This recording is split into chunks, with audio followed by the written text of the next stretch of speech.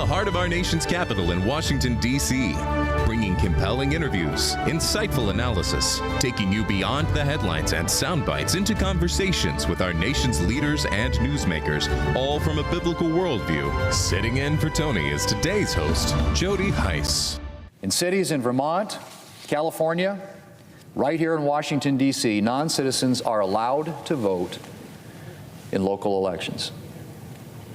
So it should be no surprise that Democrats seem not to care very much about ensuring that American citizens, and American citizens only, are voting in our national elections. But it is deeply concerning. That was Senate Majority Leader John Thune earlier today as the Senate prepared to open debate on the Save America Act. Welcome to this March 18th edition of Washington Watch. I'm your guest host, Jody Heiss, filling in today for Tony. Thank you so much for joining us. All right, coming up, we'll discuss the debate over the Save America Act and the battle over DHS funding when we're joined here in just a few moments by Senator Roger Marshall of Kansas. And also, there's been a troubling trend of anti-homeschooling bills that have been introduced all across the country, including one in Connecticut that was voted on just today. We'll discuss this a little bit later in the program when I'm joined by attorney Ralph Rodriguez with the Homeschool Legal Defense Association. All that and more is straight ahead.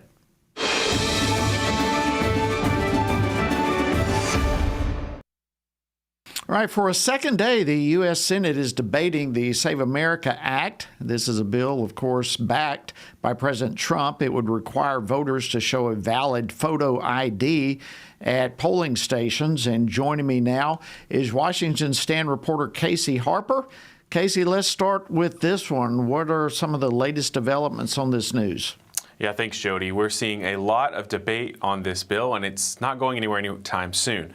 Top Democrats, which include Senate Minority Leader Chuck Schumer and Senator Alex Padilla out of California, are pushing back pretty hard against the president's Save America Act. Now, the Senate advanced the measure yesterday in a 51-48 vote, but that does not mean it passed, as you know. It just means that they can begin this debate, and boy, has it begun. In fact, it's expected to go on for many days. Schumer and his colleagues warned the act is a major threat to voter rights. We have a clip from Schumer from the Senate floor. Voter suppression. That is what the Republican Senate is wasting our time on, pushing a voter suppression bill that most Americans do not support, a bill that appeals to only the most fringe element of the MAGA base. Now, these debates, Jody, could stretch out for the next week and a half, and I'm sure you're excited to hear more from Senator Schumer. Yeah, I mean, just the fact that somehow voter ID is voter suppression. Yeah. It's incredible to think of. All right, well, Casey, earlier today, I wanted to give this to you as well and get the latest. The U.S. Director of Intelligence, Tulsi Gabbard, actually testified at a Senate Intelligence Committee's annual report hearing on worldwide threats to the U.S. I'm sure you're up on that. What are some of the highlights that came out of that hearing? Yeah, a couple of big hearings on Capitol Hill today, and this is one of them that everyone was watching. So Tulsi Gabbard, she testified on a range of topics, but foremost among them probably was Iran. She identified the Iranian regime as largely degraded, but still appearing intact. In fact, we have a clip from the hearing. I don't stand by any leaked so-called intelligence to the media. I do stand by the intelligence community's assessment that was included in the annual threat assessment that speaks directly to this issue that as of this moment, the regime maintains power within Iran, even though they are vastly degraded on almost every front. Now, Gabbard also asserted it's not the responsibility of U.S. spy agencies to determine what is and isn't an imminent threat. The hearing also identified China, Russia, and North Korea, along with Iran, predictably as top adversaries, but it did focus on the Iran war, which is now in its third week. Gabbard, importantly, declined to comment on what information or intelligence the president was given leading up to his decision to begin the war in Iran. Jody. Well, thank you, Casey. I know you mentioned there were a couple of very important hearings. There certainly was. And one of the other ones was the confirmation hearing today of Senator Markwayne Mullin. Of course, he's President Trump's pick to replace Kristi Noem as the Department of Homeland Security Secretary. I was actually communicating back and forth with him early this morning as he was prepping and so forth, just encouraging him and praying for him. But I knew it'd be a pretty brutal hearing. How did it go? Well, brutal is the right word, but I don't know that that's so much a reflection on Senator Mullin as it's just a sign of the times. I've been covering many of these hearings, and they're becoming increasingly contentious regardless of the topic, Jody. But yes, Senator Mullin faced tough questioning in a very heated confirmation hearing.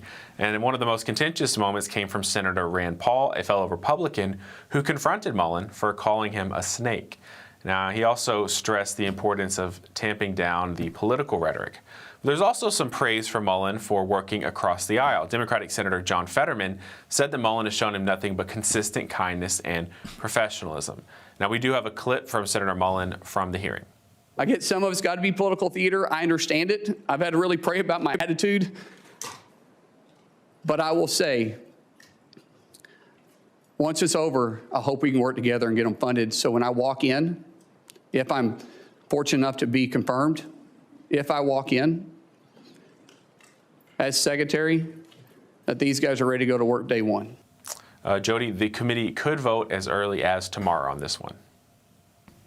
All right, we'll be keeping a pulse on that for sure. Casey, as always, thank you so much for giving us the highlights of what's happening. I want to go back now to the latest from Capitol Hill, and joining me now is Senator Roger Marshall of Kansas. He serves on several different Senate committees. Senator Marshall, welcome back to Washington Watch. Always great to see you and an honor to have you on Washington Watch with us. Yeah, Jody, it's great to be with you as well. We missed you here on Capitol Hill, though. Hey, can I just start by giving my condolences to Tony and his mom, Jean, at the loss of his father, Richard. And just, I know his dad was a godly man and the Lord took him home, but I still know it hurts right now. So we just wrap Tony and his family up in prayers as well. Thank you so much for that, Senator. Yes, we've been doing that here at FRC and encouraging our audience to do the same. But thank you so much for that personal comment, and absolutely, totally in order. Let's start with the Save America Act. As you well know, you were there. The Senate voted 51-48 to open debate on that bill yesterday, and of course that's expected to probably take several days. But what do you hope that the American people will see as the Senate debates this? Yeah, Jody, I think I'd start off by saying that 80% of Americans believe in voter ID. 70% of Democrats want voter ID. 70% of Democrats. But why will not one Democrat senator say they support voter ID? Maybe two of them have kind of touched the edges. Only 2 out of 47 senators, Democrats, have said they support voter ID. You know, the real question Americans should be asking, and I wish the national media would ask these senators when they come on their shows, why don't you support voter ID? I understand that this bill is not perfect. You know, what this bill does is number one, is it requires proof of citizenship. When you register, it requires proof of ID of who you are when you vote. And then we basically verify who you are when it comes to mail-in ballots and put some guardrails around that. So if they're against any of those other 2 rails, why are they against voter ID? So I think that's what you're going to be exposed to. You're going to hear lots of rabbit holes we're going down. But at the end of the day, carefully listen for any senator, Democrat senator, to say, I support voter ID.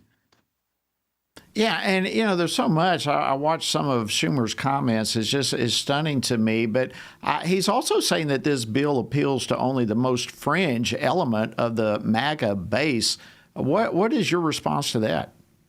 Well, again, 70% of Democrats, 80% of Americans support voter ID. And I just want to take 2 steps. I didn't know they were MAGA. I didn't realize they were part of the MAGA movement. Yeah, so if 80% of Americans support voter ID, but let's back up why the concern is here. I hate to use so many numbers, any type of a hit like this, but 60% of Americans are concerned about election integrity. Why? 2 reasons. Number one is just the number of illegal immigrants, especially that are coming in this country. 50 million non-American citizens live in this country now. Out of 300 million people, 50 are non-American citizens, some legal and some illegal. And now they're being registered to vote in the 4 states. It was great to hear the leader mention that. I've been talking about that for several days. 4 states allow non-citizens to register in their so-called local elections. So there's a lot of people out there worried, is my vote going to be canceled? Is my vote going to be canceled by an illegal voter? So that's one big concern. And I think the other thing that really got folks' attention are these unsolicited mail-in ballots. Now, there's a right way and a wrong way to do mail-in ballots. We want our military to have them. There's other reasons for mail-in ballots, but we need to verify who you are and take that extra step as well. So again, 80% of Americans believe in voter ID, and a good chunk of them are concerned about the election integrity in general. Yeah, absolutely. And this is a fundamental part of we, the people, having the voice in regard to who's going to represent them and provide direction to our country. I know one of the other amendments to this Save America Act is really an attempt to save children. Senator Tommy Tuberville's protecting girls' sports, the whole transgender ideology. I know this is something that you've also personally pushed back on a great deal. So what is fringe about trying to protect our children? Yeah, again, Jody, this is probably not an 80-20 issue, but a 90-10 issue, that 90% of Americans don't think it's right for boys to compete in girls' sports, and we certainly don't want them in our girls' locker rooms for a whole lot of reasons. But I just couldn't imagine that young lady who's got up every morning and ran 5 or 10 miles since she was in 7th grade. She's a senior in high school. She broke her school record, and now she's going for that state championship to be beat by a guy. Could you imagine that? What it must be like? So I think we need to protect the sanctity of girls' sports for many, many reasons. They earn that opportunity, and I just want to, these are fads, right? These are fads. This transgender ideology. By the way, that's a knock on God. It's like saying, God, you didn't know me in my mother's womb. You didn't make me fearfully and wonderfully. And it's saying that God got it wrong. Look, my heart pours out for these young adults that are obviously struggling, and it is a mental illness that's going on there, and we need to reach out to them with compassion, but let's don't permanently disfigure them. That's child abuse. Absolutely. While I have you real quickly, I wanted to get your take over the battle of the DHS funding. How does that appear to be going from your vantage point right now? Yeah, well, again, the Democrats are the party of defund the police. Republicans are the party of secure borders, of safe families, making your families safe. So this is the next chapter in defund the police. What your listeners need to know is President Trump sent them an offer 19 days ago. They finally sent back a counter offer yesterday. So they sat on it for 18 days, and during that time span, they refused to sit down with the White House. Democrat leadership, Senate leadership refused to sit down with the Republican leadership and try to say, well, what do you disagree with? So here we are, 18, 19 days later now, and what separates us are two things, Jody, and I'll try to be brief. Number one is this issue of judicial warrants versus administrative warrants, and the other issue is unmasking our ICE agents. I've talked to these ICE agents. Look, they're being doxxed. Their children, their spouses are literally their life being threatened, and we can't make them take their masks off. I want them to be clearly identified who they are. Absolutely. This is just the world we live in now. Thank you so much, Senator Roger Marshall of Kansas. Always great to have you. Thank you for joining us today on Washington Watch. And friends, we do have a petition urging Congress to pass the Save America Act. This is very important for election integrity and more. Text SAVE to 67742. All right, the Middle East is our next discussion. Stay with us. When in the course of human events, it becomes necessary for one people to dissolve the political bands which have connected them with another, and to assume among the powers of the earth the separate and equal station to which the laws of nature and of nature's God entitle them. A decent respect to the opinions of mankind requires that they should declare the causes which impel them to the separation. We hold these truths to be self-evident. That all men are created equal. That they're endowed by their Creator with certain unalienable rights. That among these are life, liberty, and the pursuit of happiness. That to secure these rights, governments are instituted among men, deriving their just powers from the consent of the governed. Happy 250th. Happy 250th. Happy 250th. Happy 250th birthday, America. May God bless America.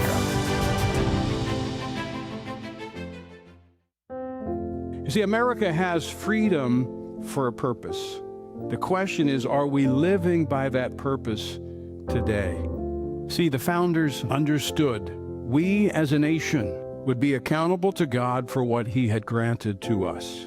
They sought freedom for a purpose, and that freedom was given to us as a nation for that same purpose, to serve God, to honor Him, and to live as a people under His authority.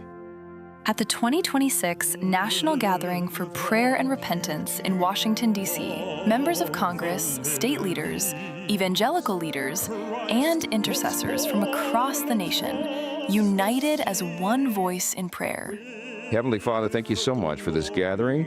We do repent, and we ask for your continued favor and blessing over our nation, even when we don't deserve it. I thank you that because of the shed blood and the glorious righteousness of your Son, Jesus Christ, a sinner such as myself can boldly approach your throne. You said that you help the humble, and we're asking just now that you would help us, Lord. While our God is marching on, glory, glory. We pray that you humble us, help us to follow after you with all our hearts so that we can see righteousness exalted in this nation and this nation restored to you. We know that it's not by our power, it's not by our might, but it's by your Spirit. Freedom has a name. His name is Jesus. And freedom has a purpose. It is to honor and glorify you. We pray that we would return to that purpose. Amen.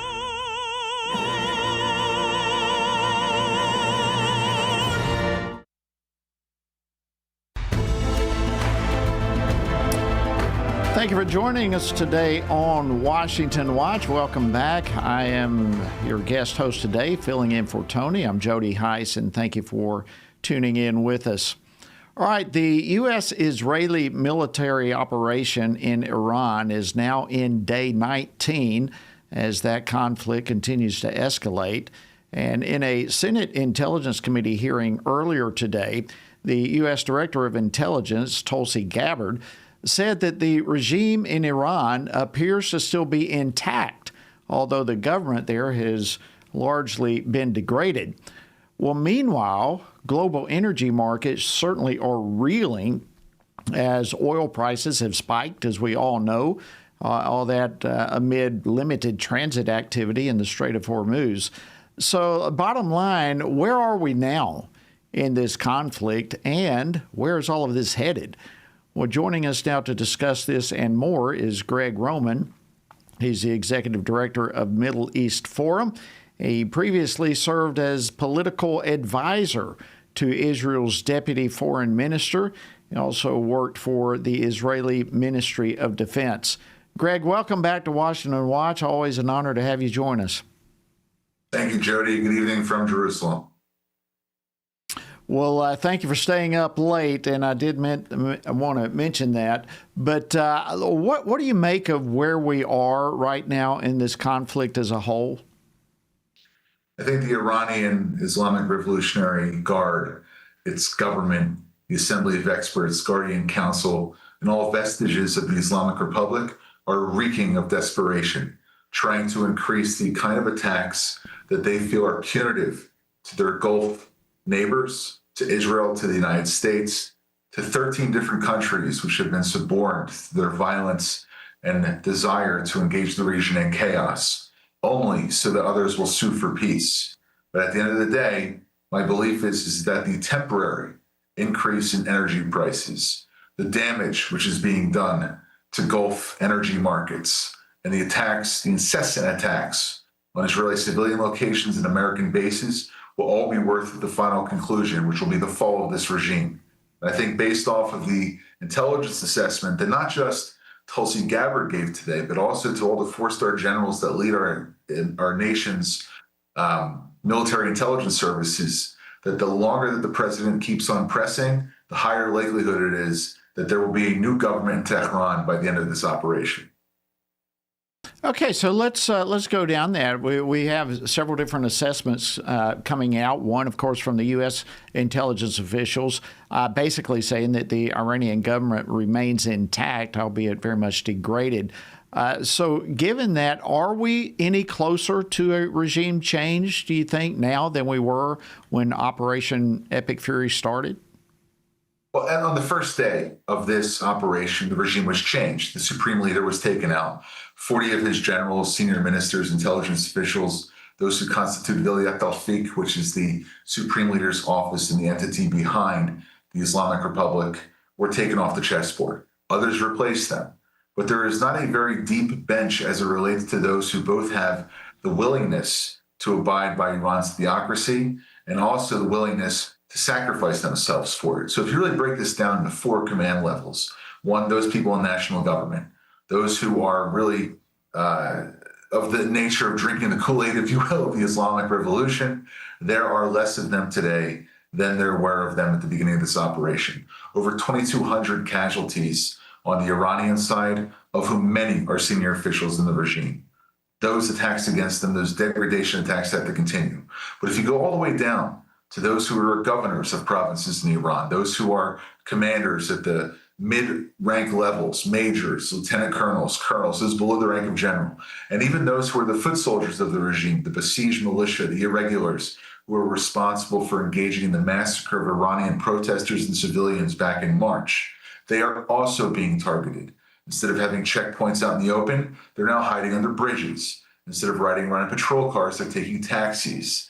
Instead of trying to come out in the open to have a show of force, they're dressing in civilian clothes and getting ready for what they believe might be an insurgency. However, there's also a significant part of the Iranian government, which is unlike Libya, unlike Iraq, unlike other countries which saw civil war after the downturn of their governments, which is willing to strike a bargain with the United States. Those involved in agriculture, oil, energy, transportation, the local police units. Defections are even being reported to rise right now. So I think there's a middle ground between taking out the ideologues and moving forward and having a partner to work with that would be willing to see a pluralistic transitional government in Iran rather than the Islamic Republic, which is there right now.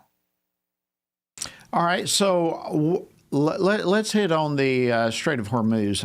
Yeah, of course, you're an expert in all of this, your background with the Ministry of Defense and so forth. What kind of military options are there to try to break the blockade of the sea passage there? So we just wrote a paper about this, actually, 5 options for the U.S. Navy and for CENTCOM to be able to break the blockade. The first we recommend is that the United States and Israel start an insurgency against the IRGC in the Arab-Iranian majority provinces, which are the land barrier that go around the Strait of Hormuz. So if you think of it as a horseshoe, there are many different towns there which have been suppressed and have been unfairly treated by the IRGC in the past 40 years. It's time for them to rise up, and if they haven't yet, to encourage them to do so. Secondarily, you have to make this hurt on China. If the Chinese don't feel the pinch of this at the pump, because most of their oil is either through that point or through a land pipeline, which can be severed, then I think that seeing Iran's trading partners starting to feel the heat on this is a way in which to de-incentivize Iran from moving forward on it.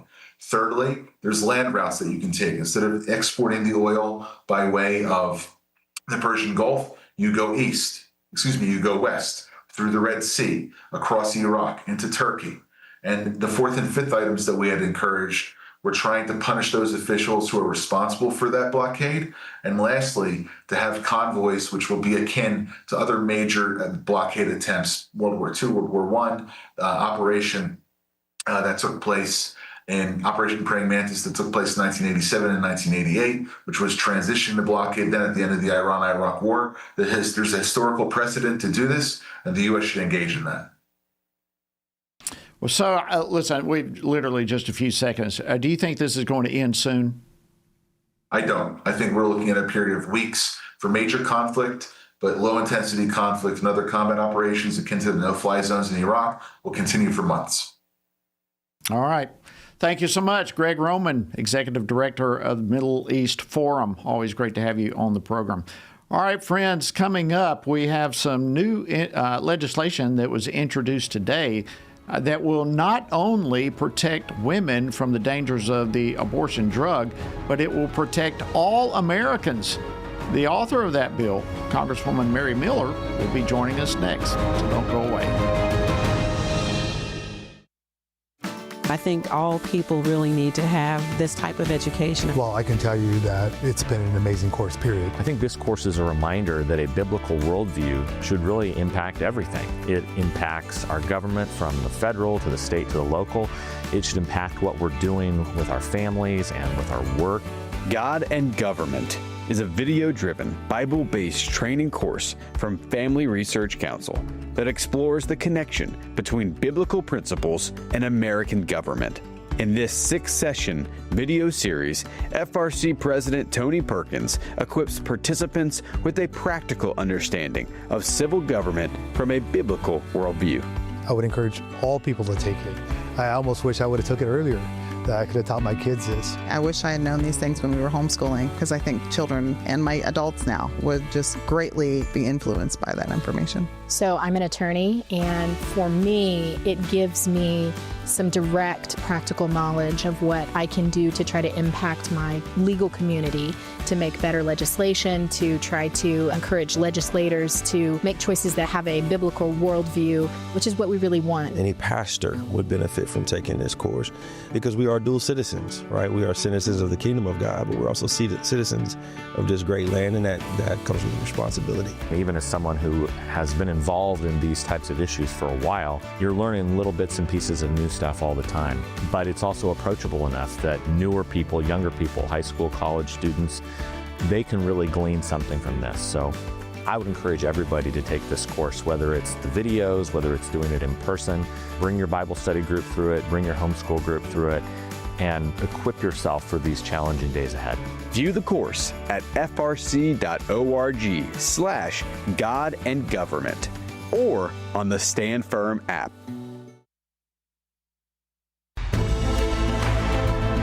Thank you so much for joining us today on Washington Watch. I'm Jody Heiss, an honor to be sitting in today for Tony, and thank you for joining us as well. All right, earlier today, Illinois Congresswoman Mary Miller introduced some legislation addressing the safety and environmental issues posed by chemical abortion drugs.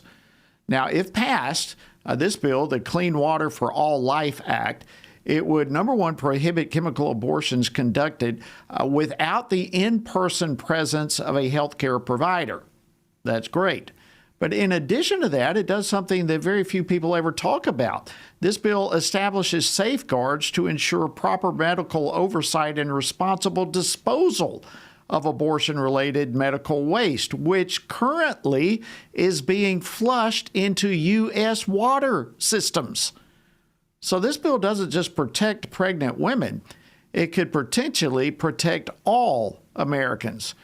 I mean, really, does anyone want chemically tainted medical waste in our water supply? Wow. Well, joining me now to discuss this by phone is Congresswoman Mary Miller. She's the chair of the Congressional Family Caucus and also a member of the Pro-Life Caucus. She represents the 15th Congressional District of Illinois. Congresswoman Miller, as always, welcome back to Washington Watch. Great to have you. Thank you, and thank you for giving me the opportunity to inform people of more egregious action by the Democrats. It was under Joe Biden that the FDA dismantled basic safety standards. They eliminated or they removed in-person requirements to take the abortion pill. So my legislation is going to ensure that these reckless practices stop. These reckless practices harm women. It's degrading human dignity and contaminating our environment. This is like a crisis for the environment and for just human health. And we've had people draw to our attention that water treatment facilities are wondering why they're seeing so many tiny babies and in the water, because these do-it-yourself at-home chemical abortion pills are allowing women to expel the baby into the toilet, and it's going into our wastewater. So my bill is going to put an end to this reckless practice that harms women, degrades human dignity, and contaminates our environment. It's so bad. Do we have any idea just how much chemically tainted waste is being flushed into our water system? Actually, Students for Life have done studies, and they've proven that over 50 tons of abortion-related waste are being flushed into our water every year. And obviously, our water treatment systems were never designed to handle this. And so my bill, three things. Go ahead. No, go ahead. I want to hear your three things real quickly. Okay. Well, number one is the chemical abortions cannot be conducted without the physical presence of a healthcare provider.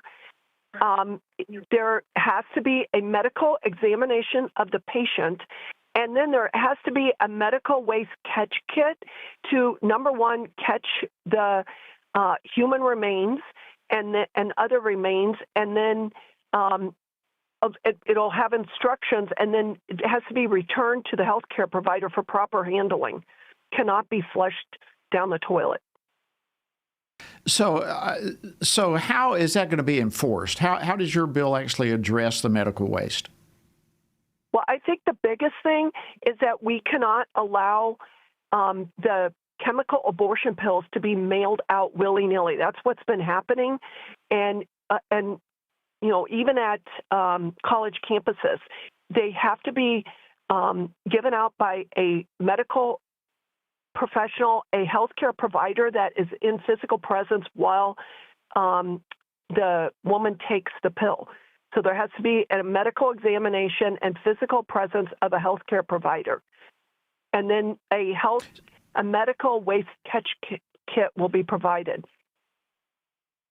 Okay, so how easy are these dangerous drugs right now to obtain? How accessible are they?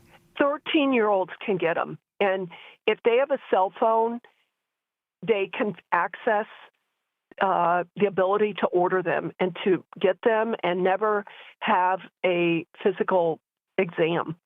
So that's another problem, is these girls and women may not even know how far along they are. And it's 1 in 10 girls and women that take these pills are getting some kind of medical care afterward, either end up in the emergency room or some kind of medical attention. And we know that because they have used their insurance to pay for that. And that is how we've come up with those numbers. Wow. Well, I know the FDA could solve so much of these issues we're talking about simply by restoring and strengthening the safety standards for mifepristone. And the DOJ, for that matter, could reinstate enforcement of the Comstock Act to prohibit the shipment of these abortion-inducing drugs like you're talking about.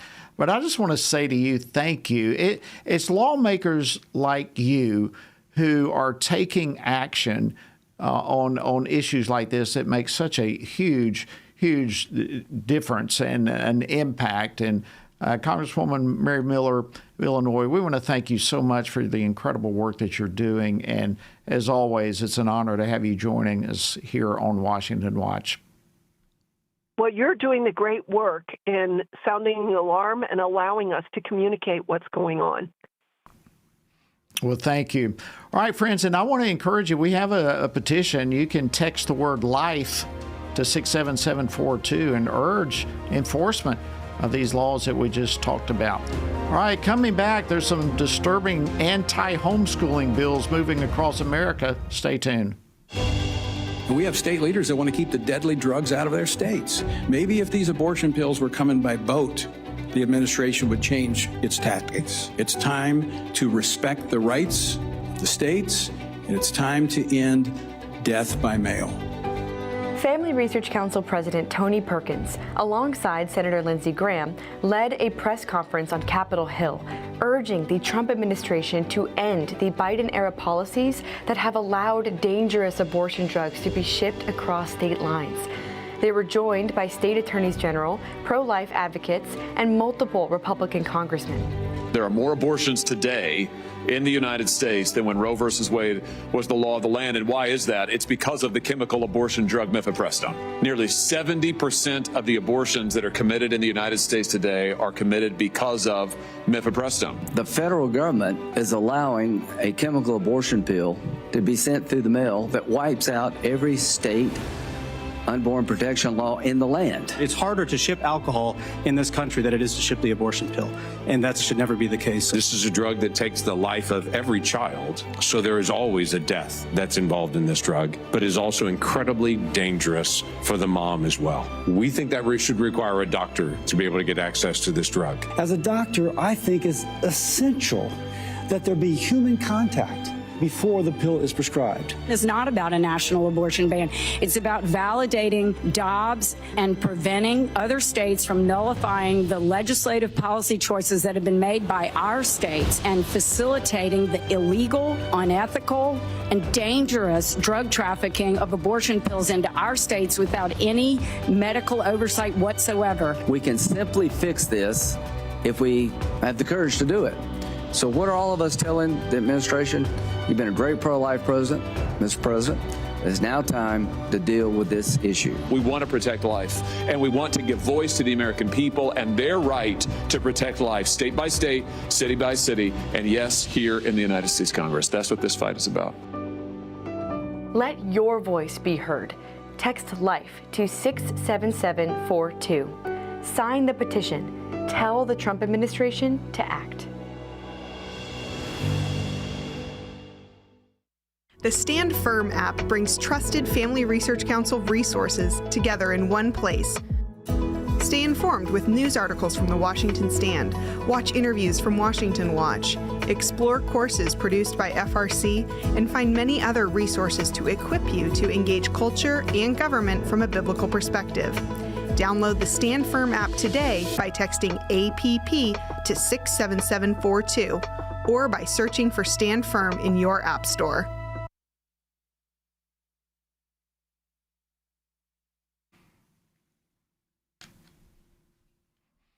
Hope you're having a great afternoon. Thank you for joining us today on Washington Watch. I'm Jody Heiss, filling in today for Tony.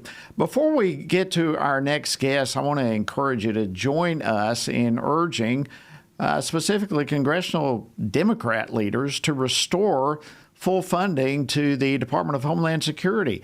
Look, we've talked about it this program today. We've talked about it over and over, what we're seeing underway in Iran and what we're seeing underway right here in our homeland. Terrorist attacks and so forth, and lone wolves operating in terrorist activities. Look, this is no time. This is no time to leave unfunded the Department of Homeland Security. And we ask for your help to make that voice and that message known, and you can do so by texting DHS. That, of course, stands for Department of Homeland Security. Text DHS to 67742. All right, speaking of threats, as I mentioned going out of the last segment, there's a troubling trend of anti-homeschooling bills that's making its way and being introduced all across the country. And it's making the message clear that the left does not trust parents when it comes to the education of their own children. But thankfully, many of those attempts are failing thanks to a tremendous pushback that they're getting. And we're seeing this all over the place. In fact, as I mentioned earlier, there was a bill that came up in Connecticut today, but just last week, hundreds of homeschool parents and kids showed up in force against that bill, taking a stand for homeschool freedom. And among those was our next guest. Joining me now to discuss this is Ralph Rodriguez. He's an attorney at the Homeschool Legal Defense Association. which, as the name implies, advocates for homeschooling. Ralph, welcome to Washington Watch. It's our honor to have you join us. Thanks so much. It's an honor for me to be here today. All right, let's start with there's seems like a rash of these kind of bills taking place across the nation, but let's start with Connecticut. Tell us about that bill. Definitely. I was dealing with it just an hour ago. So today was the meeting with the Education Committee to contemplate the bill as to whether they would move it forward in the committee to the House floor. And as you mentioned, last week was the meeting to present the bill before the committee. It was actually almost 19 hours, which is unprecedented in the time that HSLDA has been doing advocacy in the state level. And so 19 hours of families waiting to have their voice heard. I personally was able to testify at 4:45 in the morning. And so just a tremendous response in opposition to the bill that would really be the most significant shift in homeschool policy in the country. And we're talking about 50 years of backwards policy here. And just to talk about a few things that the bill would do, it would require in-person registration with the school district to file a notice of intent. It would require annual continuation filings if the family wishes to continue homeschooling. It would require proof of educational progress through certain state-approved methods. And most egregiously, it would involve the Department of Children and Families when a child is withdrawn from the public school system. And so the Department of Children and Families is a child welfare system in the state, and it would empower them to basically render the withdrawal effective or ineffective based on prior involvement with the agency. Would they be authorized to take further action, like threatening removal of the child from the family? Well, certainly that's all on the table because it involves the agency that has that power to do so. And that's what's so problematic. The language of the bill speaks to whether there's an open case. So like I said, prior involvement. So it's just very vague and it empowers the state to sign off on the parents exercising a constitutional right to home educate their children. Wow. So I've mentioned it. This is it's almost like a rash that we're watching across the nation, a very troubling trend. Where are some of the other places that we're seeing this anti-homeschooling emphasis? Yeah, so my colleague went to Hawaii a few weeks ago where he was able to testify against the bill that had to do with testing. And so that was a legislation there that was contemplated before the House, which would require participation in state-mandated testing. So now, currently, the law in Hawaii empowers parents to choose from different levels and different methods of testing. And so this would require homeschool families to engage in those state programs for testing. So right now, there's a little flexibility. Hawaii, if you look on our heat map on hslda.org, it is a heavily restricted state, but there's still some flexibility. But that would have gone away with this bill. Thankfully, it was deferred, and so it's no longer being contemplated this session. So, that's good news there. But we also have New Jersey, in which there are multiple bills moving simultaneously through the legislature. Nothing has been scheduled before the committees just yet, but they've just been introduced in the beginning of the year.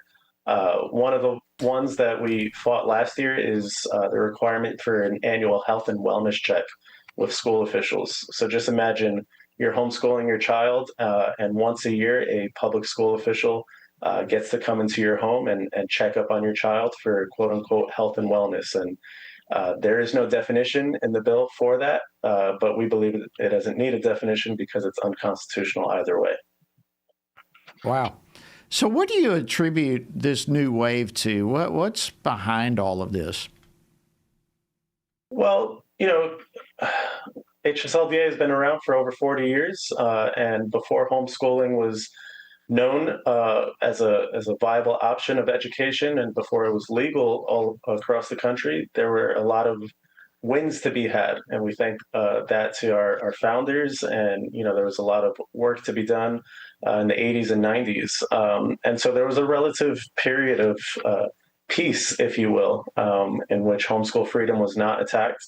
And so I guess we're just seeing this new generational shift in which freedom continues to, it needs to be continued to be defended. And so there are organizations that are vying for a spot in the public debate that are trying to present themselves as a moderate look on homeschool policy. But we're of the mind that if you regulate homeschoolers, and these are law-abiding citizens, I call them the best of us because I've been able to hear from so many over the course of these processes, then you're just infringing on freedom altogether. So there is no such thing as responsible regulation of homeschooling compared to what we have currently. Yeah. And, I mean, like you said, homeschooling is such an incredible privilege. We homeschooled both of our children. My wife did a spectacular job leading all of that. And, I think one of the aspects of good news with all of this that we're seeing right now, in the midst of all the anti-homeschooling efforts, the reality is it seems like these efforts are not succeeding. They're getting tremendous pushback. I think I heard that there were some 3,000 homeschool parents that submitted written testimonies opposing Connecticut's bill. So how critical would you say it is for people to stand up, to speak up for the right to homeschool their own children?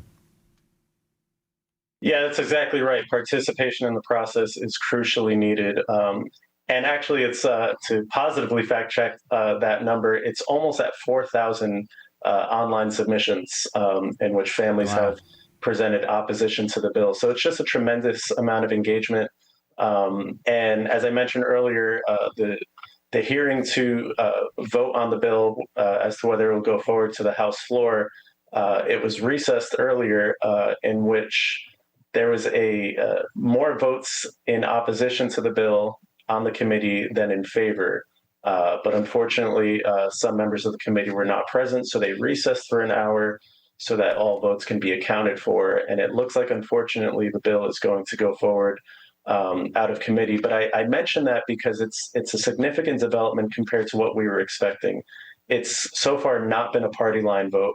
And so far, we believe it's going to be a relatively small number of votes that we just missed in terms of getting it defeated in committee. And so we believe there's tremendous momentum to that end. This is going to, if it goes forward, this will allow every representative in the state to examine the bill and look at it upon its merits. And we believe that all the facts are in our favor. And we think that we have a solid chance to defeat the bill at its next stage. But you're exactly right. Engagement is critical because we've seen all these efforts elsewhere in the country so far be defeated. And so that's why Connecticut would be such an anomaly. It would be the first and only state to go backwards in homeschool freedom. So the facts being in favor here, there's pretty significant legal precedent backing up this, isn't there? I mean, the courts have affirmed parental rights and the right for homeschooling in the past, have they not? Absolutely. I mean, unfortunately, the Supreme Court has yet to opine on homeschooling per se in a specific case. But it really boils down to parental rights, in which the Supreme Court has said time and time again that parents possess the fundamental right to direct the upbringing and education of their children. Supreme Court actually reaffirmed that a couple of weeks ago in the Mirabelli case, which had to do with a public education incident. But the facts are clear that parents hold this fundamental right, and we believe it should not be infringed upon. Is there a place for Congress to get involved in this? I know there's some discussion, I think right now in the Senate, a bill recognizing homeschool rights. Is there a place for Congress to step into this arena? Yeah, I'm glad you asked that. And many times when folks hear about the federal government getting involved in homeschooling, they rightfully pause and they wonder what role they have doing that. But we actually have before us the Homeschool Graduation Recognition Act. And it was, if you could believe this, it was passed unanimously in the House of Representatives, and so far passed unanimously out of the Senate committee that it was contemplated in. So right now it's before the full Senate. And it's really a simple bill. It's to ensure that homeschool graduates are recognized as high school graduates for federal purposes, including financial aid. So it's really just a bill that clarifies current policy. And we're really excited about it because we get a lot of our members who possess a homeschool diploma, especially the states that don't have recognition and reciprocity laws. And so it really protects these students for graduation purposes or placement purposes in certain programs. And we believe it's going to do a great deal of good for these students. Very good. Yeah, I think it's also worth noting that not only are children surviving within the homeschool setting, but they tend to literally survive. Thrive in that setting. What do we know about how homeschoolers are doing compared to those in public education? Yeah, great question. There are a lot of peer-reviewed studies that demonstrate that homeschoolers are on par, at least, or do even better than their public school educated peers. And so a lot of the controversy that goes into the Connecticut bill has to do with child safety and purporting equivalent instruction.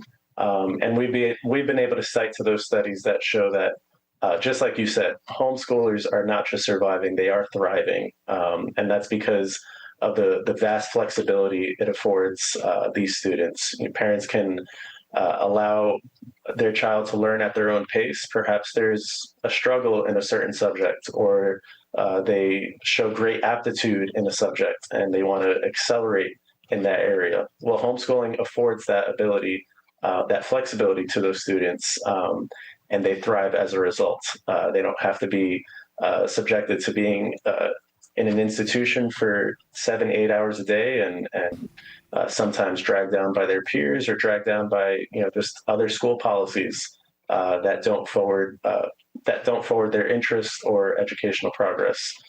So we see that it's homeschooling in and of itself is what allows students to thrive. That's amazing. So in light of the trends that we're seeing, the trends that we're discussing right now, what is your message to our viewers and our listeners right now, both to those who are homeschoolers, but also those who are not? Yeah, I would say be paying attention to the direction these policies are heading. Truly, it's not a partisan issue. It's not a red versus blue issue. We see homeschool freedom coming under attack in virtually every corner of the country. So I would definitely pay attention to what's going on, especially if your state is contemplating any legislation to this end. Some states are expanding oversight in ways that would fundamentally change homeschooling in your state, while others are reducing regulation. Think of New Hampshire as a neighboring state to Connecticut that's getting ready to undo virtually all of their homeschool regulations and allow true freedom to thrive in the live free or die state. And so really these decisions in the legislatures will truly shape the future of homeschooling all across the country. Tell us how people can get in touch with the Homeschool Legal Defense Association. Yeah, go to hslda.org, and our website is very easy to navigate. You could find more information about the laws in your state. Like I said, we have a heat map of whether the state that you live in is low regulation, moderate, or high regulation, like the state that I'm from, New York. And you'd be able to just see cases and insights, updates. If you want to get on our mailing list, it's very easy to do so from our website. The bottom line is to get engaged. If you're a homeschool family, then we would encourage you to become a member, in which you get access to our legal resources. Thank you so much, Attorney Ralph Rodriguez with the Homeschool Legal Defense Association. Thanks for all that you and that great organization do. All right, friends, that wraps up this edition of Washington Watch. Hope you have a fantastic evening. We'll see you again right here on Washington Watch. Washington Watch with Tony Perkins is brought to you by Family Research Council. To support our efforts to advance faith, family, and freedom, please text GIVE to 67742. That's GIVE to 67742. Portions of the show discussing candidates are brought to you by Family Research Council Action. For more information, please visit TonyPerkins.com.